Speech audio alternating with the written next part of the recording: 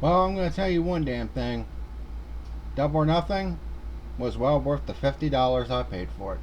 Let's get into it. This is All Elite Review.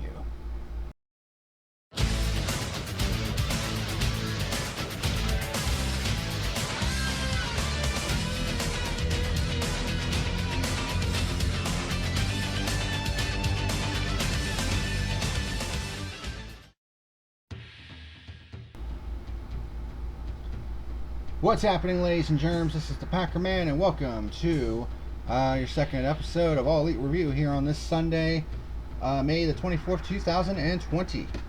Or today, for this second episode, we're going to be talking about the pay-per-view that happened last night.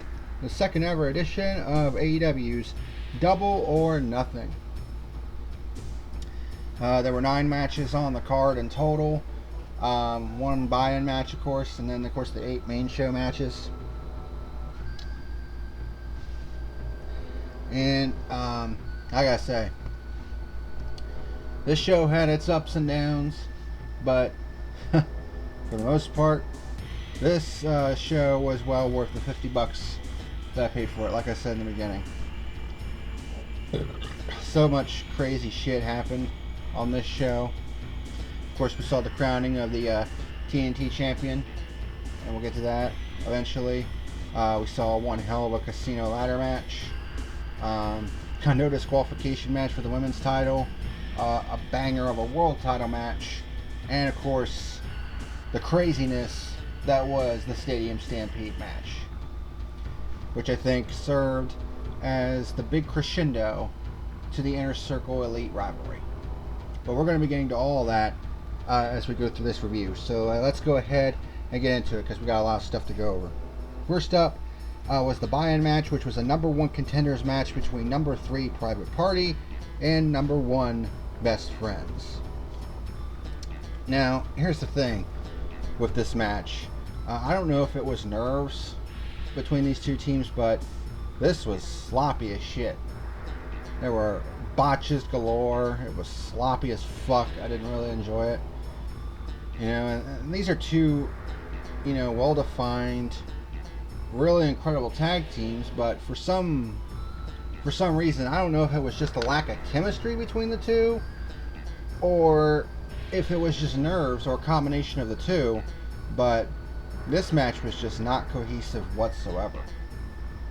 So, let's go ahead and get into it. It started out good. I mean, Cassidy did like multiple kip-ups and shit at the beginning. Quinn hit a standing moonsault on Trent and got a 2 count. Trent hits a Northern Lights suplex on Quinn for just a 1 count. Best Friends with their double elbow drop on Quinn gets a 2 count. Cassidy and Chuck hit dual Shiranuis on their tag team's respective partners, or opponents' respective partners, I should say. And then they lariat each other. That was a pretty cool spot. Trent with a back suplex on Cassidy. Here was the first major botch. Private Party went for the silly string.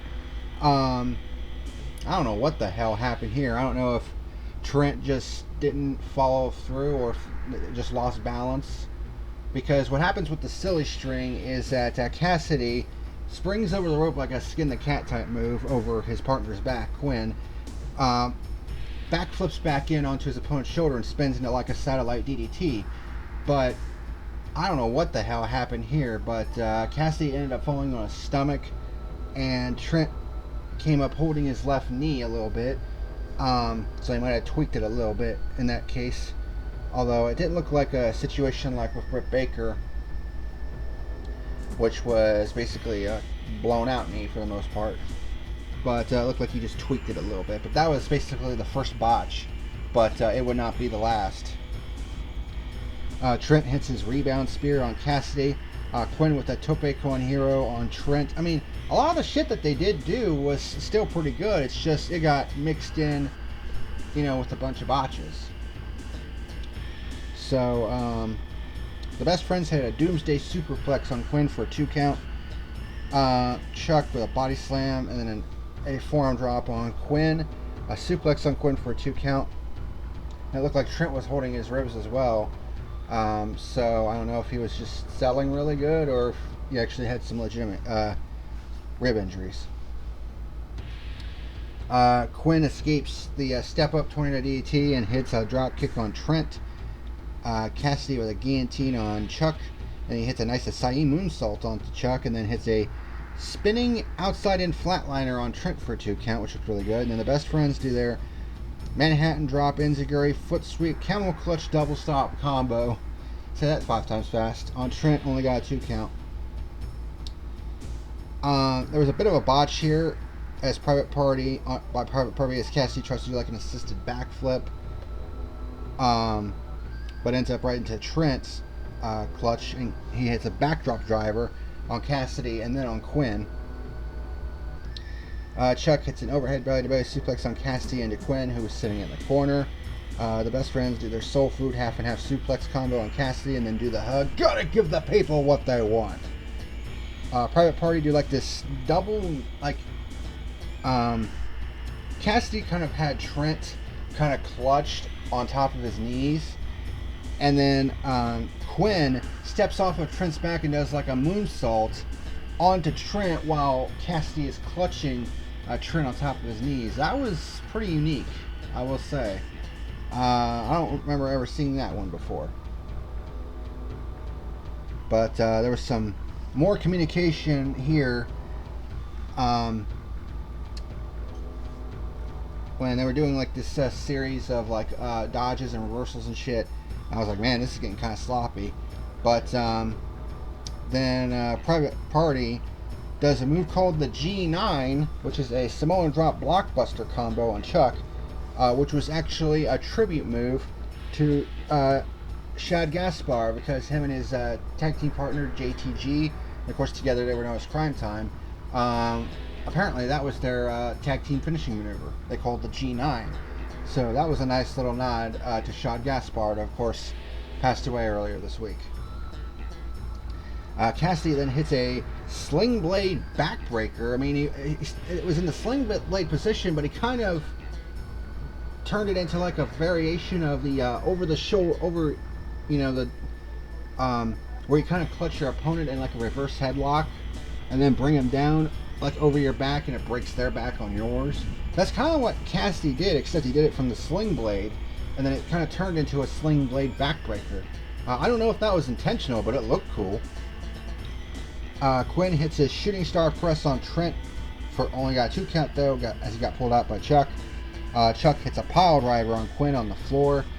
Chuck hits a super kick on Cassidy. Trent hits a lariat on Quinn for a 2 count. Cassidy hits a step up enziguri on Trent. Then there was another botch when Private Party tried to go for the gin and juice. Quinn tried to go for the Hurricane Rana variation, but slipped. God damn it. Hold on 1 second. Sorry about that. Seems like I always get a fucking call every time I'm in the middle of fucking recording. Anyways, as I was saying before, it looked like Quinn was going for the Hurricane Rana portion of the gin and juice, but slipped and nearly broke his own neck. So Trent rolls him up. Only gets a 2 count though. Like I said, lots of botches in this one. But then the Best Friends hit their strong 0 on Quinn and gets the 3 count in the win, obviously, because they've been pushed really heavy the past month or two. Really shot up the rankings. And now they're basically unanimous number 1. I think I have them number 1 on my rankings as well, according to the system I've set up. And they're number 1. They're now officially the number 1 contenders. So, there you go. This was a very sloppy match. I mean, I don't know if it was nerves, or, like I said, I don't know if it was nerves or if it was, you know, not really good chemistry between these two teams, which happens sometimes. But, I mean, there were some good spots in this match, but unfortunately, it also had a lot of botches in this match as well. So, the best I can give it is 2.5 stars out of 5. So, not exactly the best start to the show. But you know what was a good start to the show? The Casino Ladder match, which kicked off the pay-per-view proper. And what kind of confused me was some people's reaction on social media saying, oh, this match was a disappointment. or it was a clusterfuck and I didn't really enjoy it, and it just kind of made me go, really? Like, what the fuck were you watching? I don't know. I mean, ladder matches are always typically clusterfucks anyway. You know, you're trying to grab a steel ladder and trying to climb up, 10, 12 feet up in the air to grab something that's hanging above the ring, whether it be a belt or something else of that nature. I don't know. The only thing that matters is that I enjoyed it. So, if you didn't enjoy it, what the fuck ever. Different strokes for different folks, as is usually the case. In my opinion, my own personally biased opinion, I enjoyed this match. So much so that it's going to get something that I haven't given since Revolution. And that was back in February. We'll get to that when we get to it, though. So, a pretty interesting little dynamic to start this match out. Of course, it's similar to a Battle Royal or Royal Rumble in this case, where two men would start in the ring, and then every 2 minutes, and they actually had a timer, because you know how sometimes WWE kind of fluctuates the times where they say every 90 seconds a new wrestler comes in, but if you look between the lines, that's not usually the case. Whereas with AEW, they actually had a timer that was on Titantron that would show when the next 2 minutes were up, and they stuck to that gun. So every 2 minutes a new wrestler would come in. So the first two entrants were Frankie Kazarian came out first, and then Scorpio Sky came out second. So it's kind of like, oh, interesting little dynamic here. We have both of the members of SCU that are in this match starting things out. And of course, like I said, the clock was on the screen, signaling at every 2 minutes a new wrestler will enter until all 9 are in the casino ladder match. So we had some good mat wrestling early on between Sky and Kaz. Looked like they were going for moves, but they cracked skulls, which was a planned spot. Third entrant was super bad, Kip Sabian. And of course, Jimmy Havoc comes in and starts attacking SCU with a ladder because, again, no disqualifications. So they try to take advantage of that. Havoc and Sabian do like a dropkick Michinoku driver combo on Scorpio Sky, which actually looked really good. Kaz pushes Havoc into the ladder that was set up between the bottom and middle turnbuckle. It looked like Havoc was going to go for like that avalanche pile driver onto the ladder, which would have been a really dangerous spot. I remember on an episode of Dark that he did that to Jack Evans in a triple threat match with himself and Darby Allin. And that was a pretty eye-raising spot. Which looked like he was going to try to do the same thing again, except onto a ladder, but Kaz pushes him off and hits a German suplex on Havoc onto the ladder. Sabian hits a rising knee strike on Kazarian. Sky kicks the ladder into Sabian, which looked like it hurt. Fourth entrant is Darby Allin, and I'm just going to say this right now. Darby Allin is fucking nuts. Some of the shit that he put himself through in this match is just, what the fuck, dude? So Allin hits a tope suicida onto Havoc and Sabian, sends Sky into the ring post, hits his shoulder ride stunner on Kazarian. Then he sets up a ladder on the apron, between the apron and the guardrail, kind of like a table.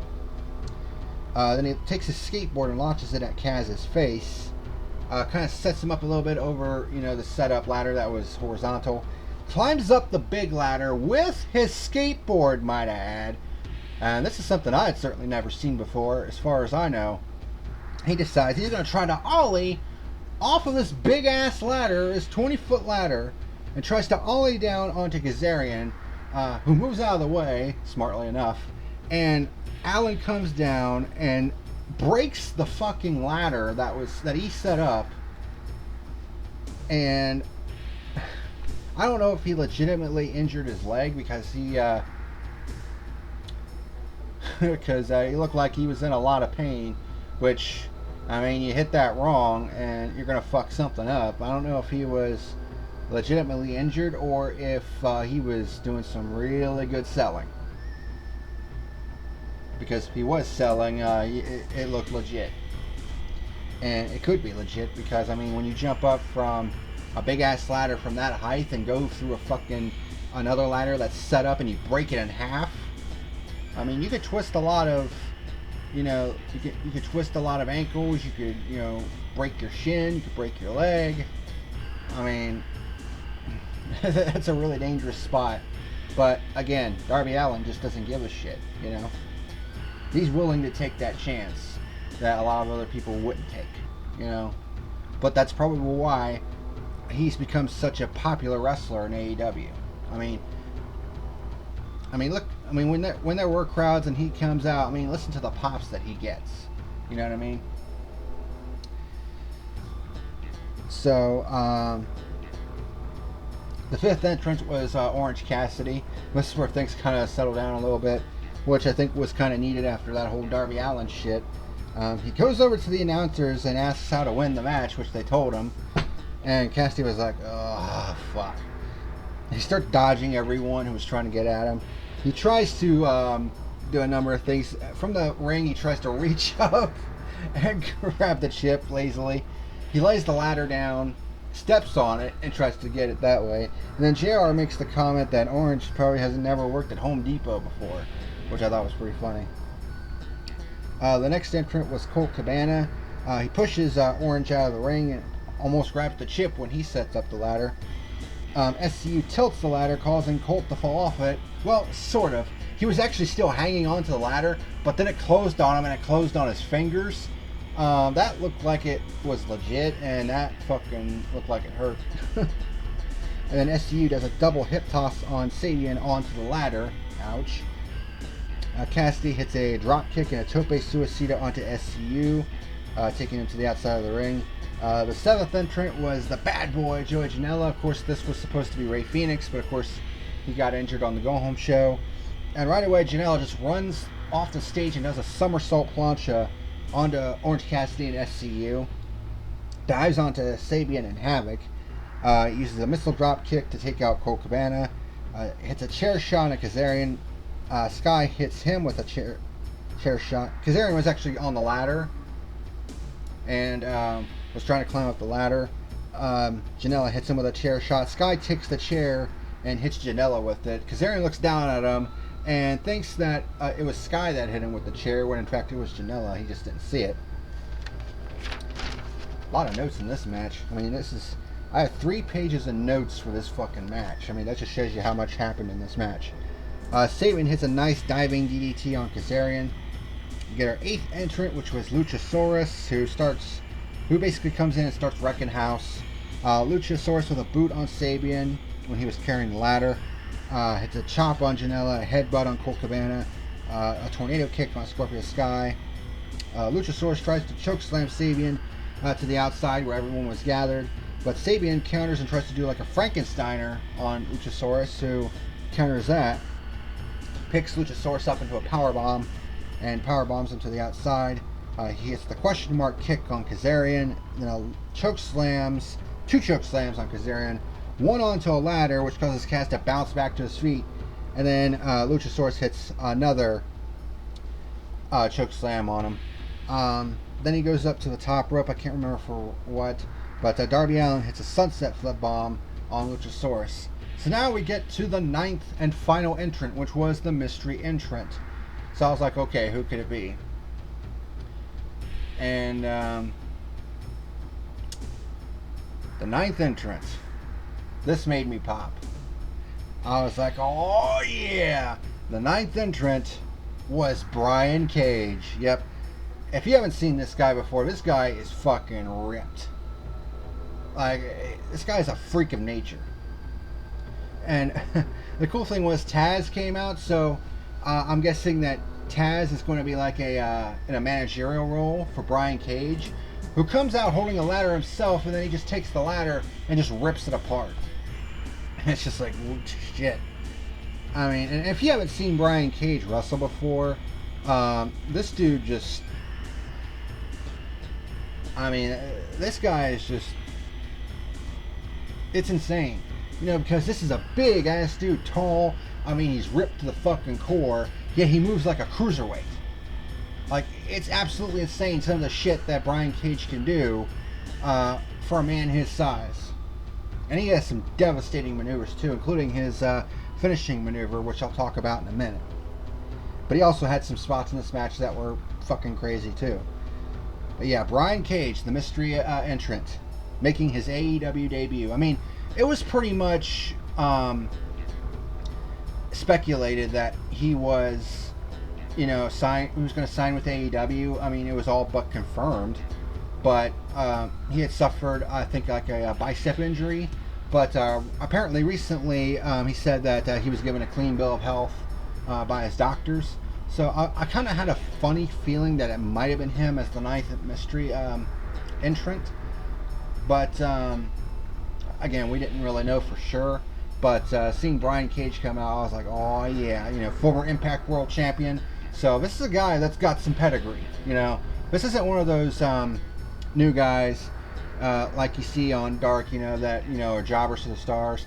This is a legit fucking beast, who has pedigree, in the wrestling world. Of course, like I said, former Impact World Champion, and I know that doesn't really hold a lot of water nowadays, but again, when you're a world champion in the wrestling world, you must be doing something right. That's what I got to say about that. So Darby comes in, who's still limping on his bad leg. He was actually climbing up the ladder when Cage made his entrance, and it kind of appalls, and I'm pretty sure he was like, oh shit. So he tries to do like a coffin drop off the ladder, but Cage just catches him and throws him into the ladder, hits an F10 on Darby, and it pretty much looked like what Wardlow does. He hits a pop-up powerbomb on Sabian, a Gamengiri German suplex on Sky, just to give you an idea that this guy just has, he has that cat-like reflex shit, and again, for a guy his size, it's just crazy. And this was an example of that. And then we get an example of his absolute brute strength when he does an outside-in suplex on Janela, because Janela was standing on the apron. Cage gets up and steps on the middle rope and does the outside-in suplex, and then Janela was like, fucking motherfucker. I just fucking died laughing. I was like, oh fuck. I had to rewind that a couple of times because I have DVR, and that was so fucking funny. Like, Janelle was like, oh, fucking motherfucker.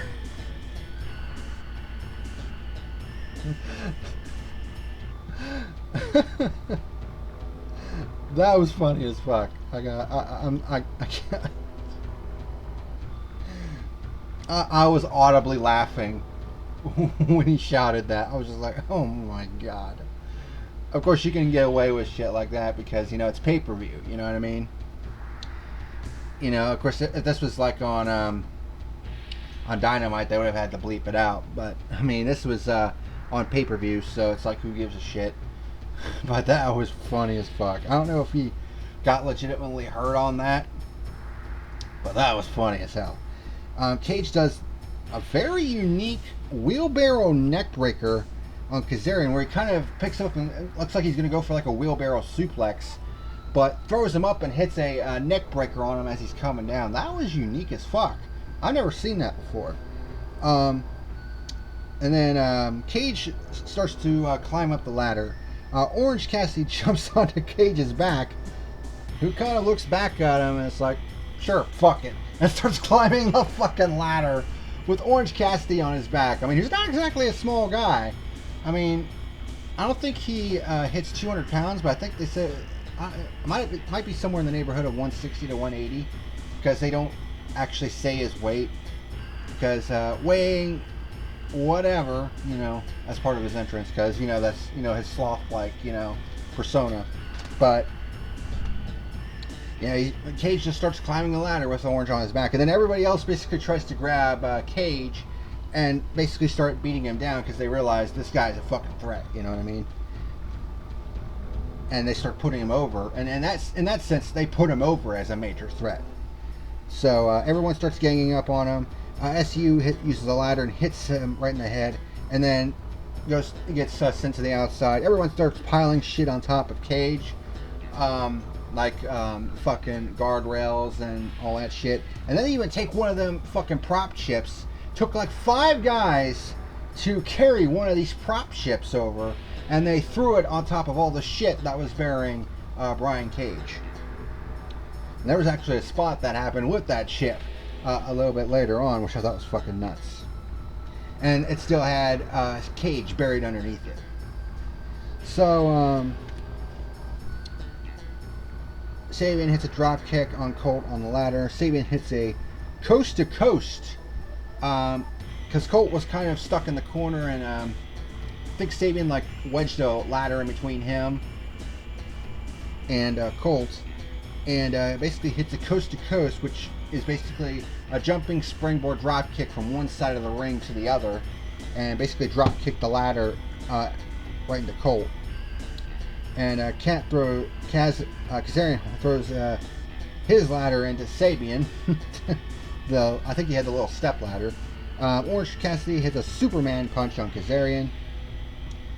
Orange climbs up the ladder that was set up for the chip, as was Sabian. They start going toe-to-toe at the top of the ladder.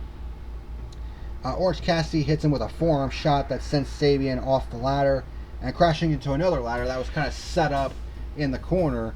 That had to hurt. And then Penelope Ford gets involved, tries to climb the ladder to stop Orange Cassidy, but Orange Cassidy kind of grabs her wrists, and then he kind of just lets her go, and she falls right back into Sabian, who is still laying on the ladder in the corner. Havoc pulls Orange off the ladder and starts choking him with his tie. The Best Friends come out and start attacking Havoc. Marco Stunt then comes out and starts assisting Luchasaurus. And they do like a double choke slam on Orange Cassidy. He brings out a little step ladder because, small guy. Marco Stunt hits a drop kick on Sky and then a tope suicida to the outside. Kazarian tried to go for a flying Frankensteiner off of a ladder, but really botched it on Luchasaurus. It did not look good at all. Basically missed Luchasaurus and landed hard on the mat. I don't know. It didn't look like he concussed himself, thankfully, but that didn't look like it felt good. And then Janela uses the kitty ladder on Orange Cassidy, and then grabs Orange Cassidy, picks him up onto his shoulders on the apron, and then hits a running Death Valley driver on Orange Cassidy onto the poker chip that still had Brian Cage stuck underneath it. That was pretty nuts. Sky hits his TKO on Joey Janela, starts climbing up the ladder. Kazarian leaps onto the ladder from the rope. Somehow that ladder stayed up with both of them still on it. That was a pretty cool spot. And SCU starts fighting at the top of the ladder. Luchasaurus pushes the ladder down and hangs both of them out to dry. And then Cage powers out from the pile of shit that was piled on top of him. Which also further proves just how much of a powerhouse this guy is. And he starts going toe-to-toe with Luchasaurus, and holy shit, I would pay money to see a match between these two. They were hitting each other, with strikes, roundhouse kicks, and all this other shit. It was pretty cool. But Cage gets the upper hand on Luchasaurus by hitting a buckle, basically powering Luchasaurus up into a powerbomb, and hitting a buckle bomb on Luchasaurus onto a ladder. Okay, you can stop that now. And it hits a buckle bomb onto a ladder that was set up in the corner. Darby basically tries to come in, of course still with an injured leg, but gets a lariat from Cage for his troubles, and then Brian Cage hits his drill claw finisher on Darby, which if you've never seen it, it's a risky move. It's basically the Steiner screwdriver, where Cage picks him up in a suplex, goes into like a Falcon Arrow position, but then drops him down into like an inverted pile driver. It's a devastating maneuver. It's a devastating looking maneuver, I should say. And it can also be a devastating maneuver if done the wrong way. But that's one of Brian Cage's finishers. I mean, he's got several, but that's basically his main one. He calls it the drill claw. And then came the sickest spot of the match, where Cage takes that little kitty ladder, lays Darby Allin on top of it, and then picks the whole fucking thing up with Darby still laying on it in a gorilla press slam position, and chucks Darby Allin over the fucking top rope. And Darby hits his head on the fucking giganto ladder that was on the outside, and the small ladder also falls on top of him as well, just for added effect. Like, what in the fuck, dude? Darby Allin is nuts. I'm pretty sure he came up with that spot as well. And then with everybody else completely out of the match, Brian Cage climbs up the ladder and grabs the chip, and on his debut in AEW, becomes the automatic #1 contender. And according to some reports, Cage is going to challenge for the AEW Championship, which is what this match was designed for, at Fyter Fest, apparently. Which, I don't know if Fyter Fest is actually going to take place, at least not in the way we think, but because that's that gaming convention type deal. Which I don't know, which I honestly didn't expect that they would continue to do like the side pay-per-views, or I say pay-per-views, but last year they were free. They're probably going to still do Fight for the Fallen as well. I don't know if it's going to be like a special episode of Dynamite for Fyter Fest, but the word is that Brian Cage is going to be competing for the AEW title at that show. But yeah, in my opinion, this match was fucking crazy as hell. I enjoyed it. It was, and of course, I audibly, popped for several spots. Of course, Brian Cage's debut, and he was impressive here. And you basically got to see a taste of why this guy became the Impact World Champion. You know what I mean? So, some people thought this match was a disappointment. I certainly did not. And as a matter of fact, this match gets the full 5 stars out of 5 for me. I fucking enjoyed this match. Of course, I've always been a fan of like hardcore style matches, so this was right in my wheelhouse.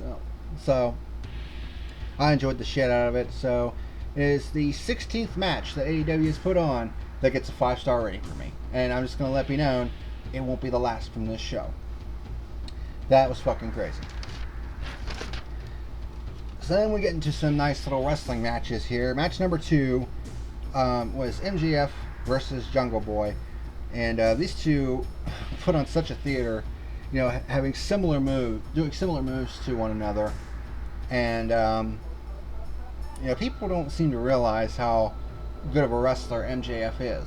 And this was kind of a showcase for that. I mean, he's definitely one of the best heels in the business right now, but a lot of people don't realize how good of a wrestler this guy truly is. And this was a prime example of that. So here we go. Of course, at the beginning, MJF and Jungle Boy were matching each other, doing similar moves to one another. Great acrobatics by both guys. Again, MJF, he's a cocky son of a bitch, but he proves that he can get it done in the ring as well. And then MJF fakes an injury. Looked like he had tweaked his leg on a jump, but turned out he was just fucking faking it. And Tony Schiavone basically says, "What an ass, man," when he did that. MJF does a gargoyle suplex, which he'd been doing the overhead belly-to-belly suplex, but in this case he did the gargoyle suplex, where he basically clutched like this around the back of Jungle Boy's head and neck. So it's a variant of the belly-to-belly, but it's a similar move that Taz used to do. And it's known as the gargoyle suplex. So I haven't seen that move in quite some time. But MJF made it look pretty easy. Jungle Boy follows with a crossbody. MJF hits a hard back elbow though. Jungle Boy with a victory roll for a 2 count. MJF with a backbreaker for a 2 count. MJF with his judo throw into the corner for a 2 count. Of course, focusing on the arm. Jungle Boy hits a nice 4-hit combo. A rolling Mongolian chop, some tope suicidas, and a tope con hero to the outside. Jungle Boy hits a jumping tornado DDT for a 2 count. MJF does a nice double stomp on the left arm. While Jungle Boy was kind of holding the rope with his left arm, he did like a double stomp move. Both start trading chops to each other. Jungle Boy hits a nice super kick. MJF rebounds off of that, hits a roaring elbow. Jungle Boy rebounds off of that and hits a destroyer. And then MJF rebounds off of that and hits a super kick. And then basically just flops onto Jungle Boy. Only gets a 2 count. Jungle Boy transitions into a crossface. But doesn't get the submission. MJF is able to power out of that. And then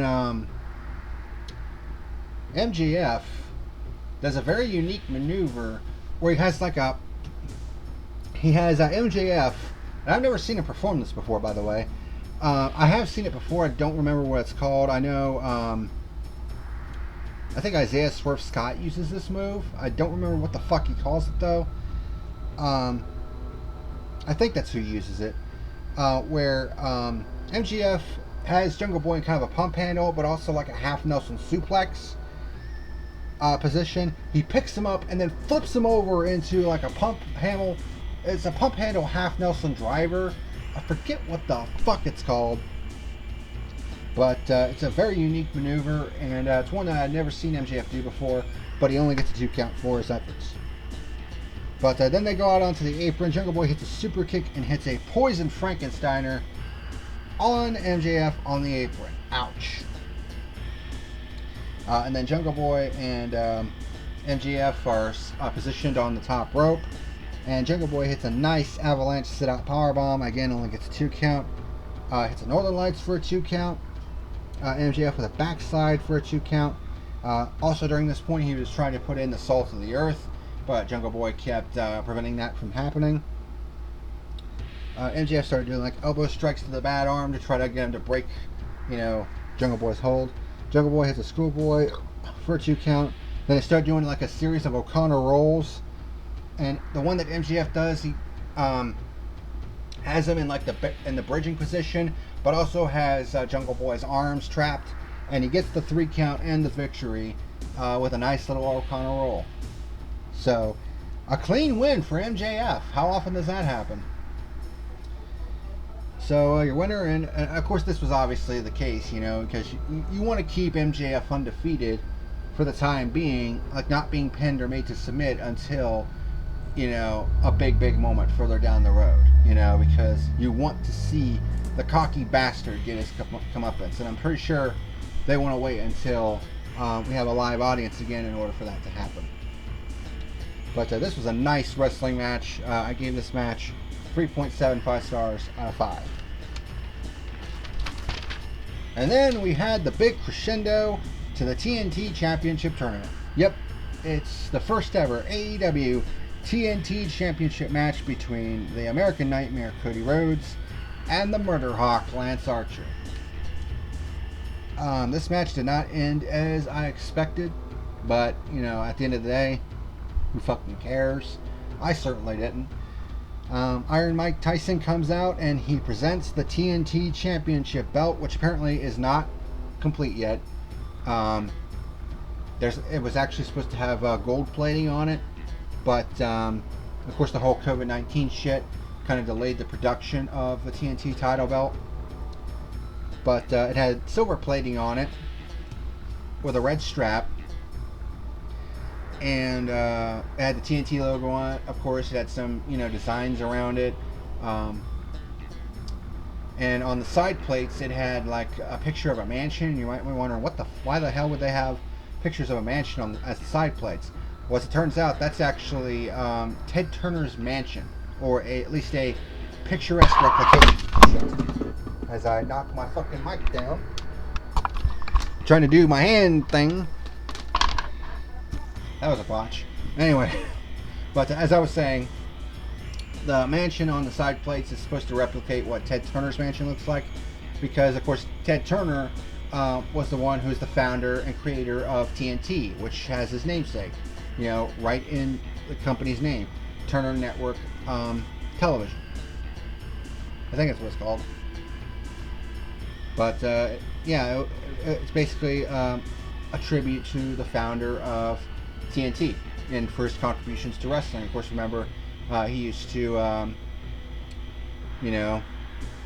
have WCW on his programming, and he would have kept it on there if it weren't for, the hostile takeover that happened with his company. But honestly, I thought the belt looked nice. I mean, it was kind of a throwback, if you will, with the red strap and the silver plating. It kind of looked like an old throwback to the NWA television title, because that's kind of a similar style, and I actually kind of liked it. I like how unique each of the belts look as well, because you have of course the AEW World Title, which looks like a UFC title, and it looks like it's supposed to be prestigious. The AEW Women's World Championship, which I do like the design, I just think it needs to be a little wee bit bigger. The tag team titles look nice, and then you have AEW's version of the television title, and honestly, it looks like a variation of the NWA television title with the red strap and the silver plating. I honestly like it. It looks nice. Now, they said they were going to put gold plating on it, which is fine. But the belt looks nice, in my opinion. The design of it looks nice. But that's what Iron Mike Tyson came out with. And then, of course, you have Cody and Lance Archer coming out with their respective managers. So, here we go. Archer hits the blackout right at the beginning of the match, but Cody was able to roll out of the ring. Locks Archer up in like a grapevine armbar. Hits his layout uppercut. Goes for the Cody cutter, but Archer hits a pounce right in the middle of it. Cody hits a tope suicida. They go out into like the seats, but Archer hits an overhead choke slam on the outside. Cody hits a pump kick, but Archer shakes it off and hits him with a lariat. Archer hits his old school moonsault where he's walking across the top rope and then hits the moonsault for a 2 count. Cody with the stalling front suplex. Archer hits a launching suplex. Cody starts focusing on the ribs after Archer basically rips one of the top turnbuckles off with his bare hands. But gets sent into that exposed turnbuckle in his ribs, so Cody starts focusing on that. But then Archer hits him with a gorilla press drop over one of the posts to the outside, and the camera that was placed there got a really good shot of that. Archer hits a nice Uranagi for a 2 count, his twisting splash for a 2 count, goes for a schoolboy, but Cody then locks in the label lock, which is basically basically a similar move to what Daniel Bryan does. Then Cody takes one of Archer's strands of hair and starts pulling it into his eyes, which is pretty funny. And then Cody hits a DDT in front of Jake the Snake Roberts, which about made him come unglued. Archer hits a spine buster in front of Arn Anderson, so again, that dynamic, working out. Cody hits a Gamangiri and an avalanche cutter, only gets a 1 count though. He hits a knee strike, the bionic elbow, and then the final reckoning. And then Crossroads only gets a 2 count though. Hits the Stinger splash, and of course he does the whole woo.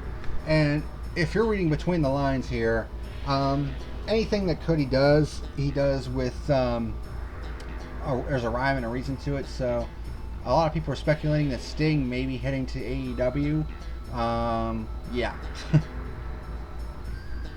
Some of the mannerisms that he did here kind of reflect that a little bit. So we'll have to wait and see on that one. Archer hits a choke slam for a 2 count. Hits the EVD claw. But then he tries to go for the old school yet again. While the referee was distracted, Arn Anderson crotches Archer on the top rope. Cody then hits his inverted superplex. But because of how big Archer is, they both nearly ended up killing each other. Archer nearly got spiked on the mat, but thankfully it was fine. Then a second referee comes out, basically says that he saw Arn Anderson crotch Archer, so Arn Anderson gets thrown out. But to make it even, they also throw Jake the Snake out. Archer hits a German suplex. Jake the Snake tries to come back out to the ring. He has his burlap sack, and he has, of course, his python inside it. But then Mike Tyson steps up onto the rampway, rips his shirt off, and I gotta tell you, for someone his age, that dude is fucking ripped. He's in good shape. And Jake the Snake was kind of selling that, oh, I don't want anything to do with Mike Tyson because, he could probably knock his ass out.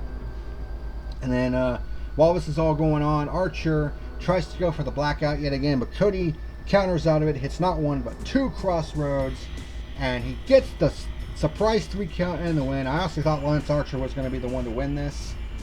But Cody gets the 1, 2, 3 for the victory and is your inaugural TNT champion. And of course he sells all the emotions. And really makes it feel like that TNT championship was important to him. So thumbs up on that. The belt looks nice. I love the look of it. And I've always loved the look of the television championships over the years. And hey, this was a nice solid ending to the TNT championship tournament. I gave this match 3.75 stars out of 5. And then we get our first of 2 women's matches, and these women were kind of put into an unenviable position. In particular, Chris Statlander, who was in the middle of a bit of a rivalry with Britt Baker, but of course Britt Baker got injured on the Go Home show before Double or Nothing, and they had a segment in between the TNT Championship match and this match where they were talking to the head medical guy. I forget his name. I think it's Richard Sampson, where he basically explains, the knee injuries to Britt Baker, where she has like a fracture in her knee, I think, and a couple of ligament tears as well. Which, if that is legitimate, then I don't see Britt Baker coming back to the ring anytime soon, unfortunately. If it's not as bad as we all thought it was, then she might be back in the ring a bit sooner than we might think, but I think she's, at the very least, she's going to be out a couple months. I don't think there's any question. But they also talk about how high maintenance she is because, the role model. And apparently Baker is going to be on Dynamite this coming Wednesday to kind of update her fans on what's going on. So there's that. So because of that, this next match was supposed to be Britt Baker versus Chris Statlander, number 2 versus number 3. So this would have been a big match. But Penelope Ford was tabbed to be Britt Baker's replacement. And of course, it was pretty obvious at this point that Chris was going over. But like I said before, this is, the problem of having a top-heavy division where you don't have a whole hell of a lot of stars. You've only been pushing a few stars in your division, and that was pretty much the case. You had Nyla Rose as the champion, then you had Hikaru Shida, Riho, and Britt Baker. Those were your 4 mains in the women's division. Of course, Riho hasn't been able to appear because she's been stuck in Japan, and of course, travel restrictions and all that shit. And then you have Britt Baker suffer a knee injury that could keep her on the shelf for months. So it's high time that AEW needs to start building up some more of their women's division, and they need to start featuring their women's division a little bit more. And they did say there was going to be a second show that was going to be airing on TNT, and I keep saying, why don't you have that show exclusively for the women? You know what I mean? So that way they would be able to get featured, and you can start building up the women's division, to make it more of an equal ground with the men's division. Because right now it just feels like the women's division is a bit of an afterthought. You know what I mean? And now with Britt Baker injured, who was obviously the best heel that they had in the women's division, then you need to start building up some more stars, like a Chris Statlander, who they obviously see a lot of potential in, but, when you look at my personal rankings, she hasn't really been, up there with Baker or Riho or Shida or Rose. So it's high time to start building her up. I would start building Big Swole up. I don't know if Bea Priestley can come back over due to the travel restrictions that are still in place, but I would, if she's willing to, come back and start making a run in AEW, then I would bring her back. But I would also think about bringing in some other stars as well, signing some new AEW women's talent, because there are some pretty good ones out there. So that's just my opinion on that. But anyways, let's get into this match right here. This was a short match, and for what it was actually all right. This was actually a nice, solid little match, in spite of the unenviable positions these two were placed in. But, and you know, I've never been high on Penelope Ford at all. In my opinion, she's not that good of a wrestler, but I will give credit where credit is due.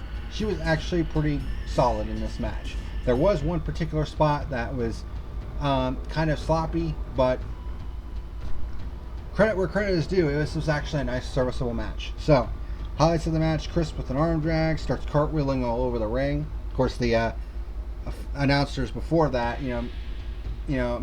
alluded to the fact that both of these wrestlers had gymnastics backgrounds. And then Statlander starts cartwheeling all over the ring to kind of solidify that fact. Ford hits a nice hanging DDT for a 2 count. Starts doing kicks to the back for a 2 count.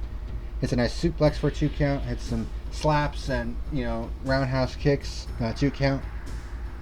Chris Statlander then hit a nice tope suicide on both Kip Sabian and Ford, who was all bandaged up and had like crutches and shit to kind of sell the damage from the casino ladder match earlier. But the Statlander hit a nice tope suicida, nearly killed herself and almost landed right on Ford. But it looked nice. Ford hits a schoolgirl for a 2 count. Ford with a roundhouse kick for a 2 count.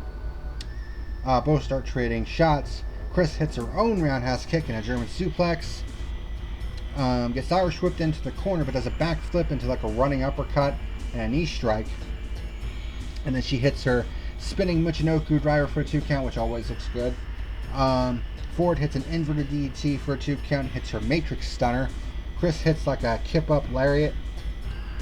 Chris tries to set her up on the top turnbuckle, but Ford hits a flying Frankensteiner that, is kind of only half on Chris's shoulder, so it was a bit sloppy in that sense.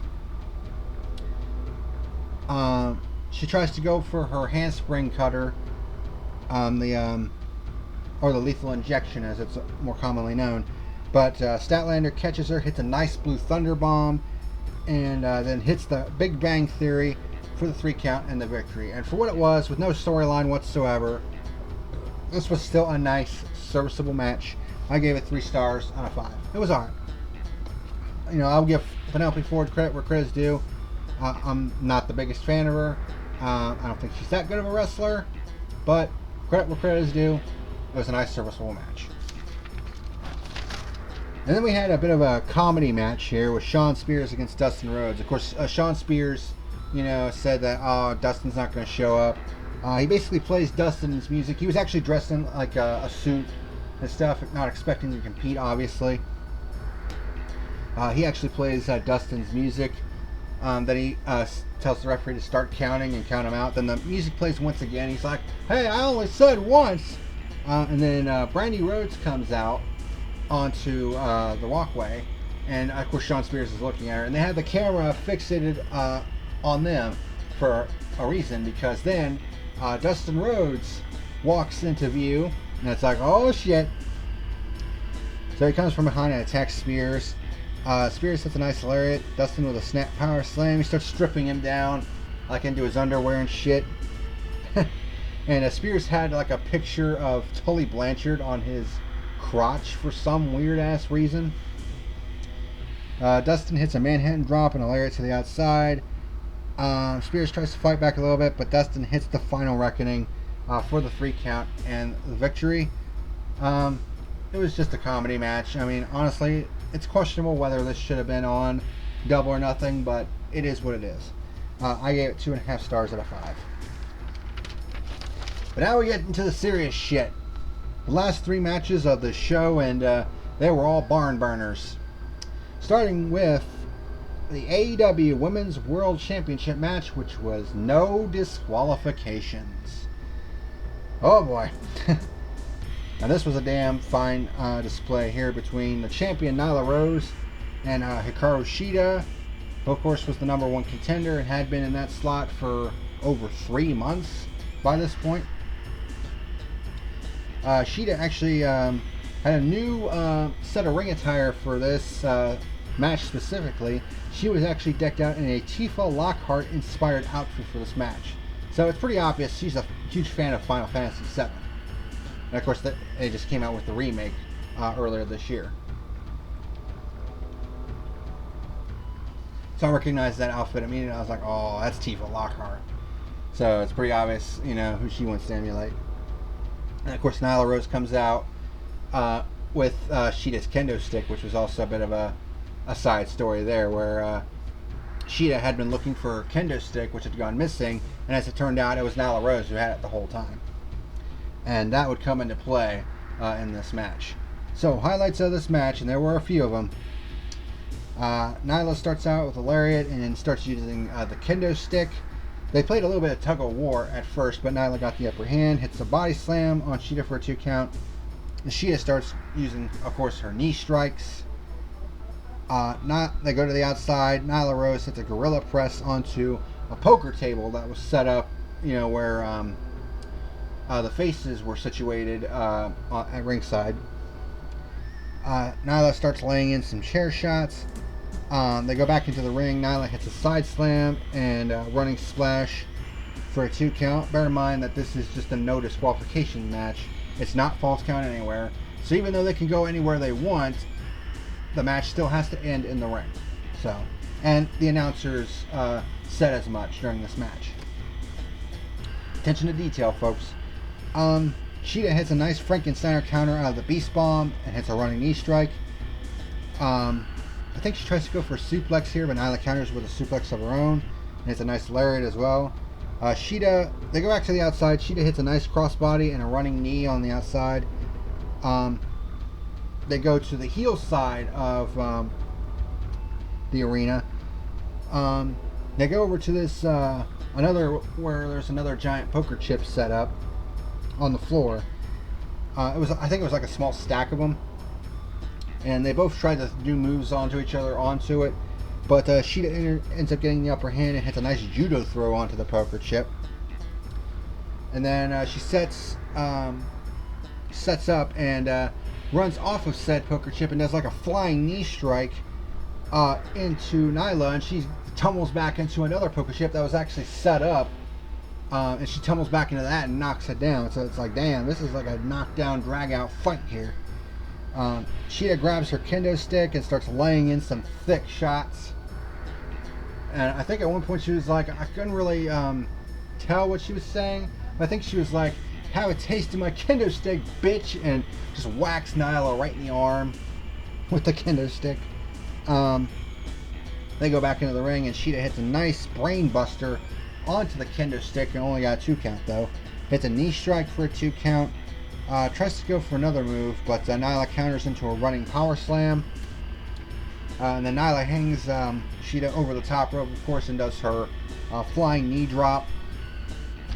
But only gets a 2 count. Hits a nice lariat.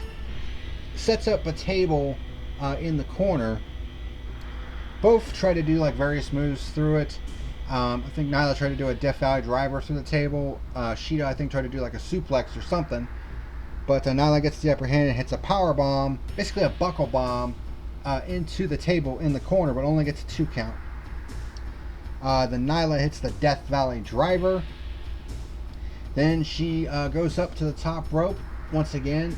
She had set up Sheeta in a way where it looked like she was going to go for the Swanton bomb.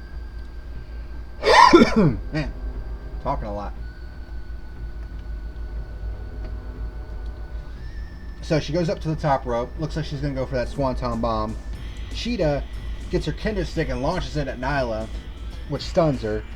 And then Sheeta hits an avalanche Falcon Arrow, which I had a feeling was going to come into play in this match. But only gets a 2 count. She then hits her 3 count knee strike. Takes a little bit longer to get Nyla back into position. And only gets a 2 count out of that. But then she grabs her kendo stick and was like, for smack! And she fucking breaks the kendo stick over Nyla Rose's head. Nyla tumbles to the mat. Sheeta sets her up one more time and hits one more 3 count knee strike, and she gets the 3 count and the victory. And your winner and new AEW Women's World Champion is Hikaru Shida. Now, some people are thinking, well,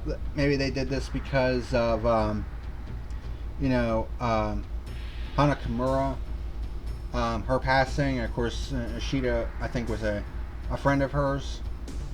That may be one reason, but at the same time, this isn't a situation where there was like 50-50 booking bullshit. I mean, both Nyla Rose and Hikaru Shida were booked really strong. Nyla Rose only had one loss, and that was in a Fatal 4-Way match. Shida has 3 losses, but they were all in multi-man matches. 2 were in tag matches, both to Nyla Rose, which the announcers alluded to as well.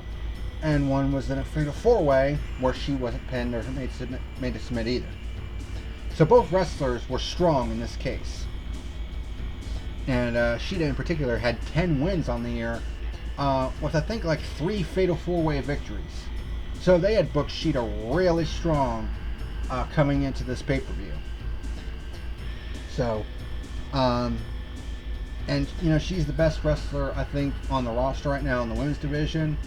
She's super popular, so I think putting the belt on her, it made the most sense. I think Nyla Rose will get it back once again one day, but right now, putting the belt on Shida I thought was the best move. And this was one hell of a knockdown, drag-out fight with great spots. I loved it. I absolutely loved it. I gave this match 4 stars out of 5. It was a damn good match. You know what else was a damn good match? The AEW World Championship match between Jon Moxley, the champion, and Brody Lee.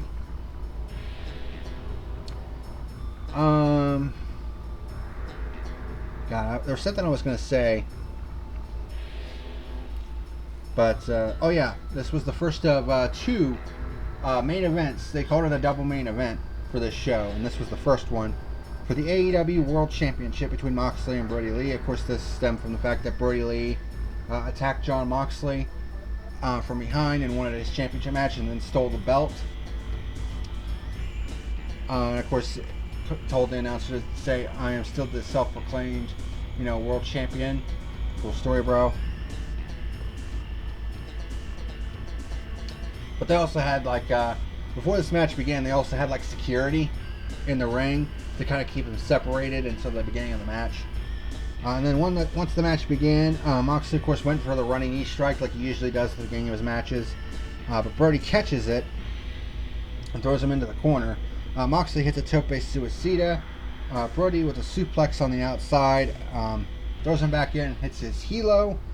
Then does his headlock suplex and the vertical suplex. And then he hits a tope suicida himself. And then Brody Lee hits like a nice overhead pump handle suplex onto a setup guardrail that was kind of set up sideways. Both start trading shots with each other. Moxley hits his running knee strike. Brody hits a big boot. They kind of no-sold each other's moves there because Brody hits the big boot. Moxley was like, ah, and then he just slaps Brody Lee. Goes for like a lariat, but Brody blocks it with a kick. Hits a nice back suplex. Moxley hits a roaring lariat. Hits his Gotch style pile driver, only gets a 2 count. Brody hits a nice drop kick on the outside when Moxley was setting up some stairs where the timekeeper's table was. It looked like Brody Lee was going to do like a power bomb onto the timekeeper's table, but Moxley back body drops Brody Lee onto the timekeeper's table. And it looked like Brody Lee's legs caught one of the guardrails, but thankfully it didn't hurt him all that much.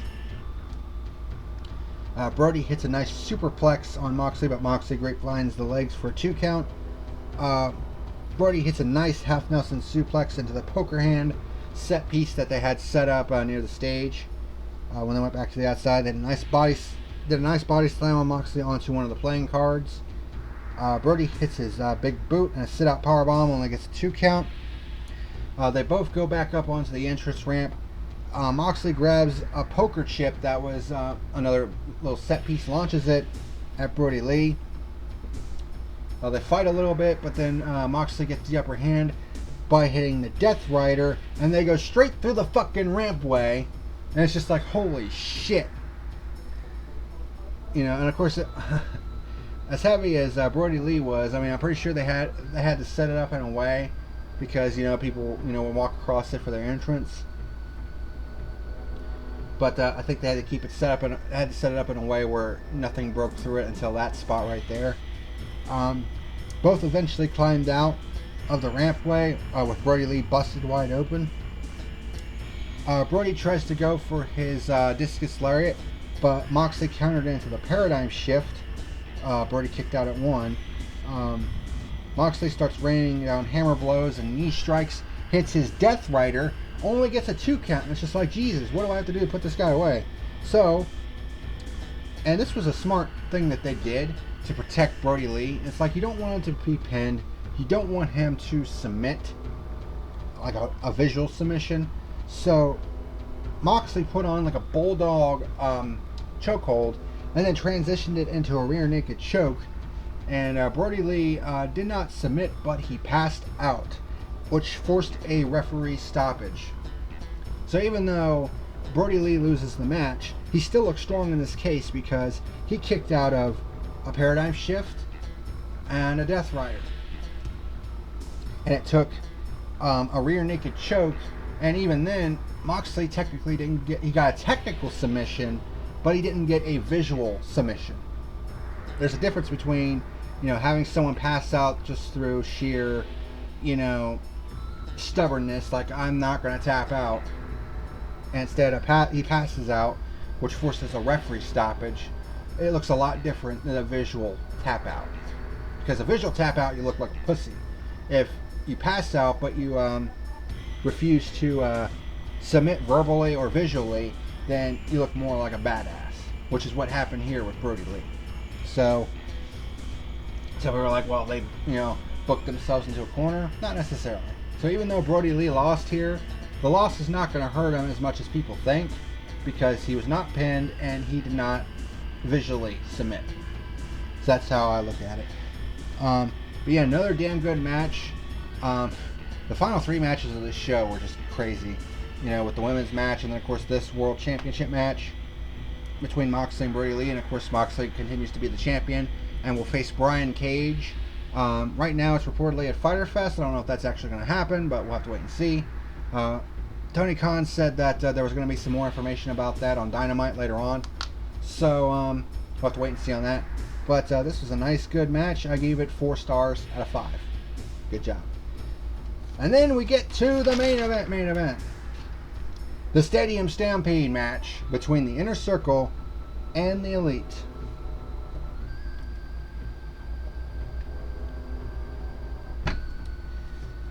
I think originally they were going to have the Blood and Guts match be like the ultimate crescendo for this rivalry, because I think that's what this match was. This was basically the final battle between these two. Because when you think about it, this is a faction war that's been going on since the beginning of AEW. I mean, think about it. Last year's Double or Nothing show, what was the main event? Kenny Omega against Chris Jericho, first shot at the AEW World Championship match to become the inaugural champion. And then look at what happened all the way up to that point. Jericho and Hangman Adam Page were going at it, Again, that dynamic was there as well. Then you go to the first episode of Dynamite. Right at the beginning, Cody versus Sammy Guevara. Although the Inner Circle had not formed yet, we saw the beginnings of it. And then at the end of that show, you had the Inner Circle toppling the Elite. And of course, at All Out, you also had the debut of Proud and Powerful, who attacked the Young Bucks. And then, of course, at the end of the first episode of Dynamite, you had Jake Hager showing up, and that's when the Inner Circle was formed. And then, of course, you had all these different, matches and battles between the two factions. And I think it was all going to culminate with Blood and Guts back in March, before the whole COVID-19 bullshit decided to take place. So, as a plan B, they decided, we need to have something that brings this faction war to a definitive close. The Blood and Guts match was going to be the one to do it, but with the whole COVID-19 shit, they kind of needed to shift gears a little bit. So that's why they came up with the Stadium Stampede match. Basically, it was just a big old street fight match inside TIAA Arena, the home of the Jacksonville Jaguars. And this was basically going to be the final battle, the big crescendo to the Inner Circle Elite faction war. And I think this match lasted almost an hour, if that gives you any idea. They had multiple officials out there because this was a match that could end anywhere, because it was false count anywhere. And with 10 guys fighting each other, you were going to have multiple officials out there to keep track of everything. And of course, I think they said they had like radios on hand to kind of communicate with each other and all that shit. But yeah, this was the damnedest thing I'd ever seen, and I loved it. So, both teams were introduced NFL style. The Inner Circle had like on football gear and stuff, and were introduced with numbers and shit. And then the Elite comes out dressed in their ring gear. Hangman Page does not come out at first, which caused the Young Bucks and Matt Hardy were like, "Hey, where's Hangman at?" But Omega was like, "Relax, he's got this," which means that I'm pretty sure that they were like they're implying that Omega and Page were talking beforehand, and Hangman's entrance into this match was just crazy as shit. So the match began with the blow of a whistle from Aubrey Edwards, and both teams collide at the 50-yard line. A lot to talk about in this match. So, Proud and Powerful does a double suplex on Nick. And then comes the aforementioned Hangman Page. Guevara was kind of looking around, was stunned a little bit. Then looks up back towards where the the Elite entered, and he kind of had this look on his face like, "Oh no!" And then it pans to Hangman Page riding on a fucking horse, similar to what he did at All Out. And he basically starts riding across the field towards Sammy Guevara, and of course I'm pretty sure Guevara was having flashbacks to getting run over by that golf cart. There will be a throwback to that in this match later on, I'll tell you that much. But Hangman basically chases Guevara back into the inner workings of the arena. The Young Bucks hit an assisted drop kick on Jericho.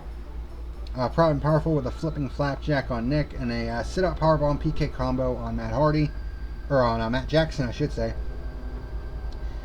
Kenny hits a Snapdragon suplex on Ortiz and then on Santana. Hager with a power slam on Omega. Hardy hits a side effect on Jake Hager. Jericho with a code breaker on Hardy. Guevara basically managed to elude Hangman Page, who is still kind of searching around for him through the arena on his horse. Comes back out, misses a shooting star press on Matt Hardy. The Elite hits a buckle bomb Gamengiri combo on Guevara. Hardy hits a spike twist of fate on Guevara. Nick Jackson hits a springboard somersault plancha to the outside on all the Inner Circle guys. Santana with an Asai moonsault to the outside, and Guevara with a shooting star press to the outside nearly misses everybody. Then both teams separate to opposite sides of the field. Guevara and Jericho were taking on the Young Bucks. Both of the Young Bucks get sent into the goalpost. Nick counters by body slamming Guevara onto Jericho. Matt finds a gold-painted 12-foot ladder, sets it up near the goalpost, starts climbing the ladder, climbs onto the goalpost, and bear in mind, Matt Jackson, of course, suffered a rib injury on the go-home show of Dynamite, where he leaped off of the arena seats onto Proud and Powerful, and that's where he got his rib injury. But he climbs up to the fucking goalpost and does a moonsault off of it onto Jericho, onto Guevara, onto his own brother. I'm just like, okay, that's some crazy shit. But we're not done yet. That's not the craziest spot we see in this match. What do you hear about this ending? So, it gets a 2 count. So the fight has spilled up into the grandstands. Hangman, says fuck it, I'm not going to continue looking for Guevara. Notices that he has arrived at the arena bar, so he gets off his horse and tells him to stay, and goes to the bar to get drunk, because of course. At this point, Proud and Powerful have their mad balls, their loaded socks. Omega slams Ortiz into like a recycle can. Proud and Powerful do a double front suplex onto a guardrail on Omega. and then do their double powerbomb combo onto said guardrail. Only got a 2 count though. They take Matt Hardy to this pool that was at the arena that I didn't know they had a pool there. A fun thing happened. They throw Hardy into the pool. Santana jumps in. Ortiz is like, I can't swim. And Santana just looks back on him and he's like, whipping a pendejo. You know, I was just fucking laughing. And they start dunking Matt Hardy into the pool. And this was obviously edited, of course, but every time they dunked him into the pool, he transformed back into one of his older variations of himself. Like, the first time he had the old Matt Hardy, and then they dunked him and he turned into version 2. And they also had like a little graphic on it. And they had Santana Ortiz kind of looking at it and be like, and it's like, what the hell? And then they dunked him one more time and he transformed back into Broken Matt Hardy. That was pretty fucking funny. Hardy back body drops Santana onto Ortiz, who's set up on a table. They go over to this bell that's up there. He puts Ortiz under it and rings the bell. And the reverberations of that when you're underneath it, it knocks you loopier than a fucking coon. Then Hardy puts Ortiz into a wheelchair and starts basically using duct tape and tapes him to it. So Ortiz is basically put out of commission, and then he puts Santana out of commission by shoving him into an ice chest, grabs a broom, and basically locks the doors to the ice chest. So Proud and Powerful, you know, they're basically out of commission at this point. And then we go back into the inner workings of the arena, and Hager is looking for Hangman Page, and he sees Hangman's horse is still standing in his spot where he was told to stay, and then he notices that, you know, the bar was right down that way as well. So he goes in, and a little fun thing happened. Hager sees Hangman just sitting at the bar, just having a drink. He sits down at the bar as well, and he and Hangman actually share a drink. And after they down their shots, Hangman was like, alright, let's fucking do it. And they just start going at each other. Hangman breaks a pool cue over Hager's back. He does a backflip off the bar at one point. Hager hits a Uranagi on the pool table. Does that old cowboy movie shtick where he takes Hangman and basically slides him across the bar. Hits his gut wrench powerbomb through a table. Only got 2 count though. And then Omega appears to help Hangman out. He busts a bottle over Hager's head. He no sells that one. But then Hangman busts another bottle over his head. And then Omega and Hangman just basically start taking turns busting bottles over Hager's head. Omega then hits a V-trigger on Hager, which stumbles him back into the bar. And then Omega basically doubles over, and Hangman does his buckshot lariat on Hager, which sends him all the way over the bar. And then he and Hangman and Omega share a drink, basically, where Hangman gets another bottle of whiskey, but he also gets a gallon of milk and pours the milk for Omega, while Omega pours the whiskey for Hangman, and they basically toast. That was pretty cool. And then we go back out onto the field where the Young Bucks and Y2J and Guevara are fighting each other. So Matt Jackson starts hitting his locomotion Northern Lights suplexes on Sammy, and they had a little bit here where Matt just kept doing it over and over again. Started at one end of the field, at one end zone, and did it all the way to the other end zone. They kept checking back in, and he was still doing it. Interlaced with this was Nick going at Jericho. Jericho hits Nick in the face with the first down marker, which is not exactly safe considering that the bottom of that is pointed, so that was a bit risky. Jericho makes the remark of, that'll move the chains, and he grabs a bullhorn, starts yelling at him like, you should have stayed home. Nick kicks the fucking bullhorn back into Jericho's face and then hits him with it. Then Nick goes over to the benches where there's a bag of footballs there, starts grabbing footballs and launching them at Jericho. One looked like it hit him below the belt, which I don't imagine that felt good.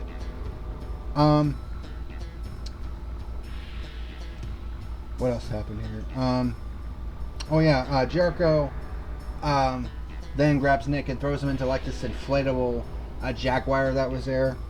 And then Jackson DeVille, the Jacksonville Jaguars mascot, starts taunting Jericho. Jericho hits him with a Judas effect.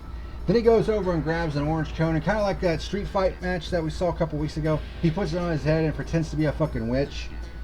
And Nick hits him with a super kick, which sends him into a fucking field goal net. That was right there, and you can see Aubrey Edwards right there. And she was like, yeah! And Nick was like, good! So Nick and Jericho continue fighting over to this entranceway, where Jericho apparently had his baseball bat, Floyd, hidden like in between the little padding right there.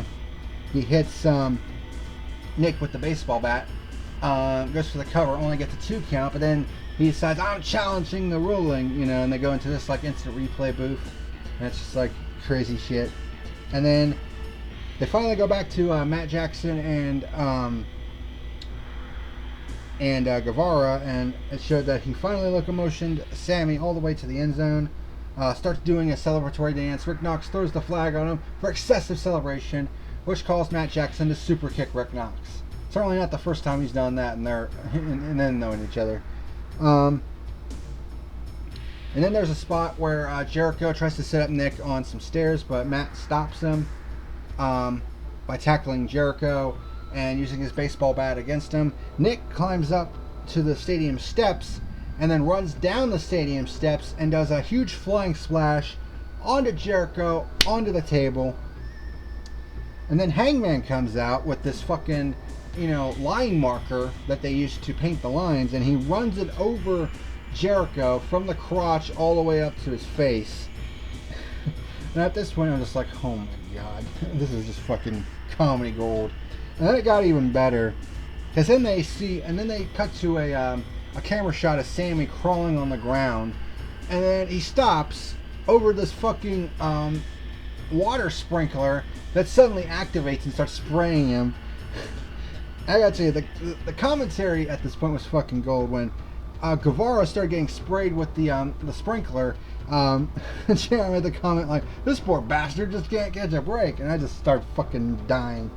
And then Sammy gets up thinking that he won the match, and then you hear this this engine kind of sounding in the arena, and then out comes Omega and Matt Hardy in the golf cart, and Guevara looks back and he sees them in the golf cart, and he's like, no. So Hardy and Omega start chasing him in the golf cart. Sammy runs across the entire field and does the Lambo leap up into the stands. That was pretty impressive. And Omega and Matt Hardy giving chase. Guevara stops both of them with like a couple knee strikes, tries to choke out Matt, but then we see the appearance of Neo 1, an upgraded version of Vanguard 1, which causes a distraction. Guevara's like, what the hell? Omega climbs on top of this, I can't really tell what it was. It was like a little platform of some sort, and hits a V trigger on Guevara. And then Matt Hardy was like, delete him! And the spot of the fucking match, maybe the spot of the year, was Kenny Omega setting up Sammy Guevara on top of this huge platform. Bear in mind, they're up in the fucking grandstands. And he does the ultimate one-winged angel, where he leaps off this fucking platform. They had to have plummeted like 20 fucking feet, maybe even more than that, all the way down into this like gimmicked like platform that was obviously, you know, gimmicked to, you know, have a safe landing, but the way that looked was fucking incredible. Like, I had never seen a one-winged angel from, or even any move come from that fucking height. Like, that was insane. And they go crashing through it.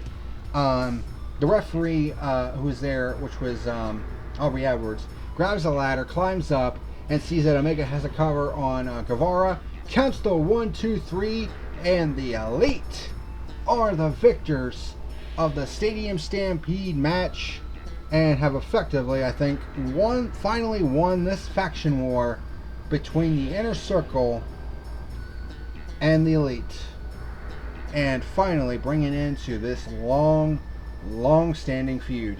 And they celebrate, of course, with a fucking Gatorade bath, fireworks going off, the Being Elite theme playing, and all the members of the Elite right there, sans Cody, of course, who was in the TNT Championship match, showing unity as the show comes to a close. And obviously, this was fucking gold. I loved every minute of this. I mean, it was about an hour long, but truth be told, even when I was taking notes, it did not feel like it was an hour long. I mean, this match was comedy gold. It was awesome sauce. And what a way to effectively end this feud between the Inner Circle and the Elite. It was absolutely phenomenal. And obviously, as you might know, I am giving this match the full 5 stars out of 5 as well. The Casino Ladder match got it, and this one certainly gets it, because this one was just fucking incredible. What a hell of a show this was. This was well worth the $50 that I paid for it. The final 3 matches in particular, the women's title match, the men's world title match, and the Stadium Stampede. That was incredible. The Casino Ladder match was awesome sauce. The buy-in was sloppy, I will admit. MJF versus Jungle Boy was pretty damn good. The TNT Championship match was solid, and I love the look of the belts. Chris Statlander and Penelope Ford was a nice, serviceable match. Dustin Rhodes and Shawn Spears was a bit of a gimmick match, a comedy match in itself, which I don't know if it should have been on the show or not. But other than that, I mean, when you look at this show as a whole, this was a damn good show, a damn good pay-per-view. In my opinion, it was well worth the $50 I paid for it. I mean, now the question is, where do we go from here? Because I think this was the big crescendo to the Elite Inner Circle rivalry, so it'd be interesting to see where everyone goes from here. But this was fucking phenomenal. I love this show to death. I'm going to give this show a 9 out of 10. That's going to be my final rating for Double or Nothing this year. 9 out of 10 will be my final rating. Lots of great matches. I was thoroughly enjoyed by it, even in the limited audience setting, because of course with the whole COVID-19 shit still in effect. But even despite that, they still managed to knock out 2 5-star matches as far as I'm concerned, and a couple of 4-star matches on top of that. So, and some 3.75 star matches as well. So this show as a whole, even though the buy-in didn't give it that good start, I love this show. It was awesome. So that is going to do it for this edition of All Elite Review. I'm almost an hour and a half in, but there was just so much shit to talk about from this show. Of course, the next big pay-per-view for All Elite Wrestling is All Out. Of course, that's their 3rd big event, and apparently that's not going to be taking place until the beginning of September, which is still quite a ways away, more than 3 months away. So there's a lot of leeway that they have to build some more storylines and all that good stuff and get ready for that one as well. So that's going to do it for this edition of All Elite Review. Here are my updated rankings, and of course in the men's division you're going to see, of course, the new slot for the TNT champion, which is now Cody Rhodes. And on the women's side, you'll see Britt Baker's name in kind of an orange tint, indicating that she's significantly injured and may be out for a while. So that's why that color's there. But thank you very much for watching, and I'll see you next week when we review the Fallout show for Double or Nothing on Dynamite. So thank you very much for watching, and until next time, this is the PackerMan signing out. See you later, everybody.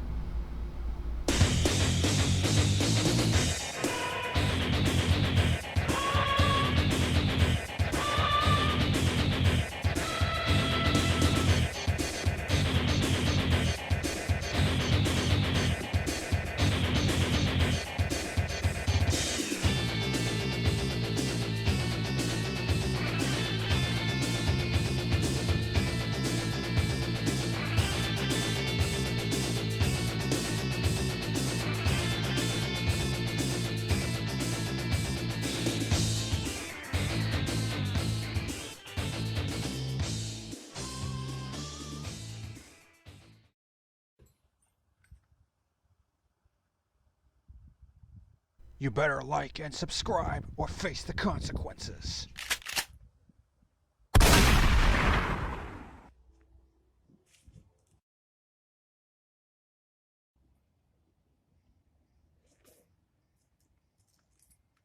You have been warned.